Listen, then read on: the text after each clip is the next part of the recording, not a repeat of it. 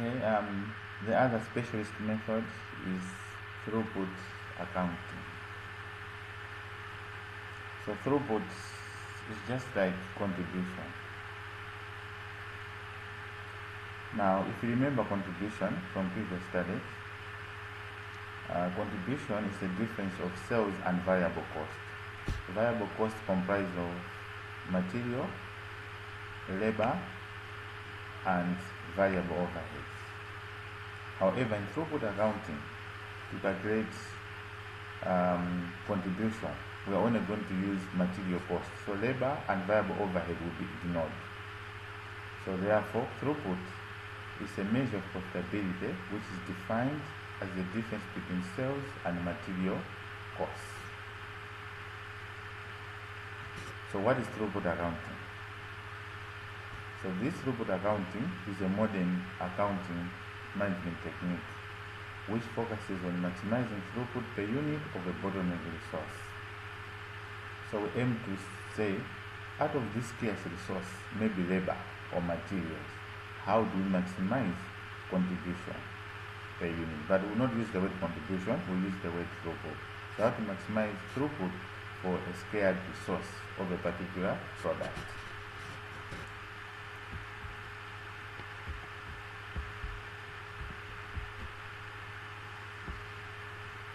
What are the aims of throughput accounting? So the main aim of throughput accounting is to maximize profitability, or to maximize the measure of profitability. As you are maximizing profitability, you will be reducing operating expenses and inventory. So you like to drive operating expenses down, and inventory level should also be down. But you'll be happy to maximize profitability. So sales should be higher, and material cost should be lower, so that you maximize your profit. So how do you achieve this goal?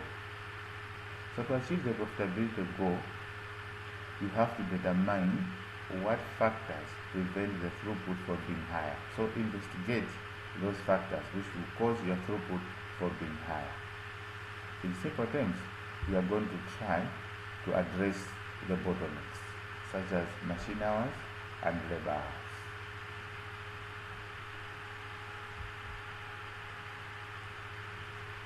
Assumptions of throughput accounting, we have got two assumptions. The first assumption is we believe that material is the only variable cost in the short term. So in the short term, only material is a variable cost. So labor and variable overheads in the short term, they are fixed. While in traditional costing systems, labor and variable overheads are variable. Take note of that. So material is the only variable cost. The others are fixed.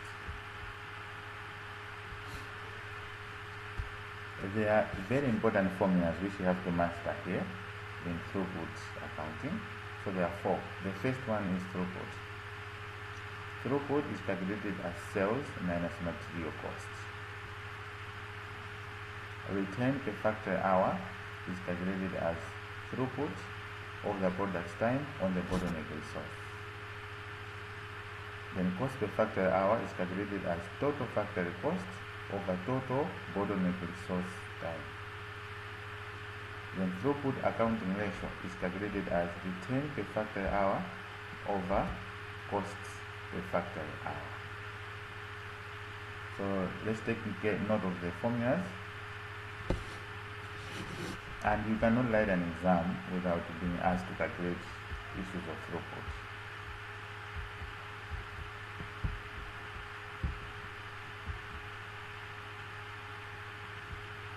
How do we interpret the throughput accounting ratio? Remember, throughput accounting ratio is return per factory hour over cost per factory hour. So throughput can either be greater than 1, which that's what we want. Throughput can be exactly 1, or throughput can be less than 1. Now, when throughput is greater than 1, what does it mean? So throughput greater than 1 means that throughput exceeds operating costs, so the product should make a profit. It means sales minus material cost is higher than operational cost. What should you do as a manager? So as a manager, you should give priority to the products generating the best ratios. What if throughput is exactly 1, the throughput accounting ratio? So it means, in this case, it means that throughput has recovered your operating costs. So sales minus material cost is the same as your operating expenses. What should you do as a manager? You just need to consider improvements. So what can you do to increase throughput? Maybe you can reduce material cost, or maybe you can use cheaper materials, or you can increase your selling price. Even though you're break even, that's not good. You should at least try to generate a profit. So try to consider process improvements. What if throughput is less than 1? If throughput is less than 1, it means that throughput is sufficient to cover operating costs, resulting in a loss. If this happens, you should consider significant process improvements, such as increase your selling price and reduce your material costs. So find ways to increase your price and reduce your material costs.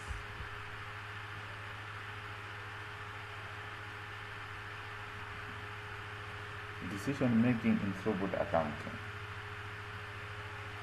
In throughput accounting, we make decisions whether we should go ahead with manufacturing a particular product or not. Remember, we said we'll be looking at bottlenecks, products which are scarce, such as scarcity in labor hours or machine hours. Now, what we'll be doing here when we're making decisions, we'll be ranking products. So when we are ranking these products, we should make sure that ranking is made of products which are in the same factors. And also, it will be sufficient to look at their respective return per hour figures. Before you rank, look at how much return per hour are they generating, or contribution per hour are they generating. However, take note of this. If the ranking of products or divisions across the company, it will be suitable to look at the throughput accounting ratio figures that reflect differences in cost between factors. So sometimes you can just look at differences in cost between the various factors that we have, but this is not very crucial. I'll explain this later when we start the calculations. Now, how do you improve throughput accounting ratio? Because we are worried that the throughput accounting ratio is less than 1. What should we do? So one, we should increase the selling price per unit of each product. If we do that, we increase throughput per unit. Remember, throughput is sales minus material cost. If we increase the selling price, the throughput increases in return. We can reduce material costs through changing materials or switching suppliers. If we do this again, we are going to increase throughput per unit. And we can reduce the total operating expenses so that we reduce factory costs. Maybe salaries, we can go for cheaper labor, for instance. Then in that way, we will reduce total operating expenses. Then improve the productivity or the bottleneck. So the bottleneck is labor hours, for instance. We can do this by reducing the time required to produce a unit of output. So let's make sure we hire skilled people. If we have skilled individuals, then the hours to produce a unit will reduce. Then it means the throughput accounting ratio has to improve in return.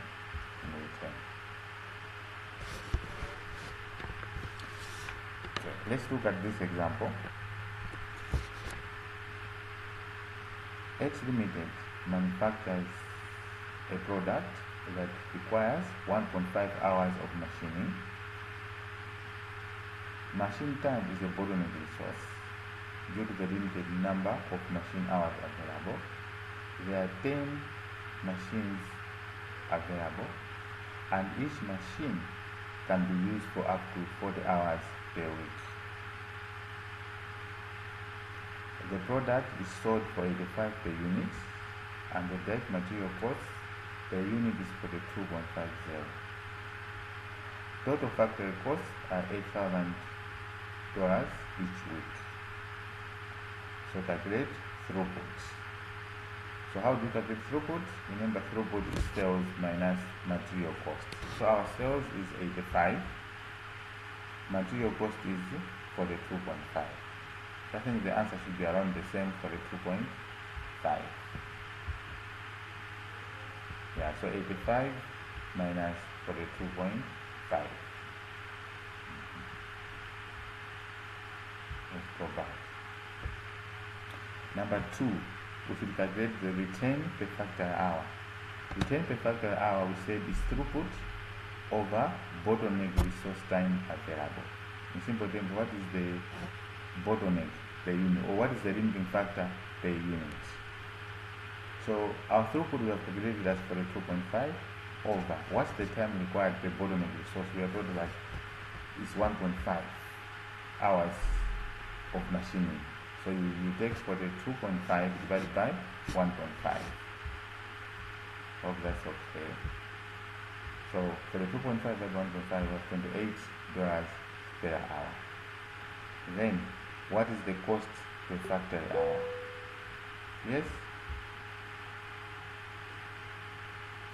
Oh, I thought somebody has raised their hand.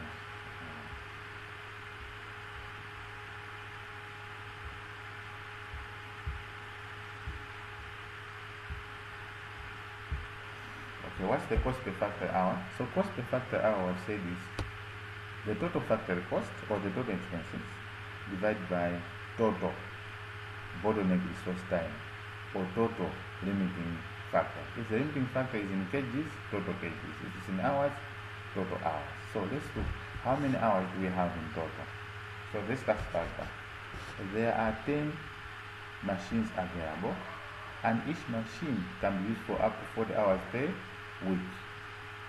So it means what's the total hours? It will be 40 times 10, because each machine requires 40 hours. What about 10 machines? So 10 times that, that's 400. So therefore the answer will be 8,000 divided by 400.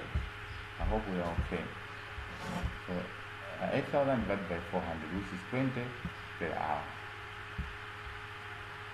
Finally, what's the throughput accounting ratio? The throughput accounting ratio, we have said, is return per factor hour divided by cost per factor hour. So 28 divided by 20. The answer is 1.4. That's not the end. We need to interpret this ratio. So throughput is greater than 1.4. It means the product should be making profits.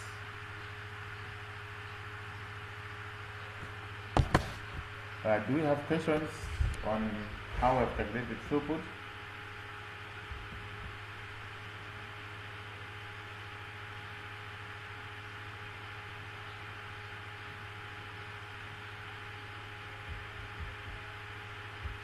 Okay, on your own, I would like you to practice this question. Next time when we are meeting, we are not yet done, but next time when we are meeting, I should see how you have calculated that. So it should be an assignment. Go and try to calculate the throughput. Okay, let's move on. We are not yet done with throughput. There are some issues we have to consider, because we now look at the theory of constraints.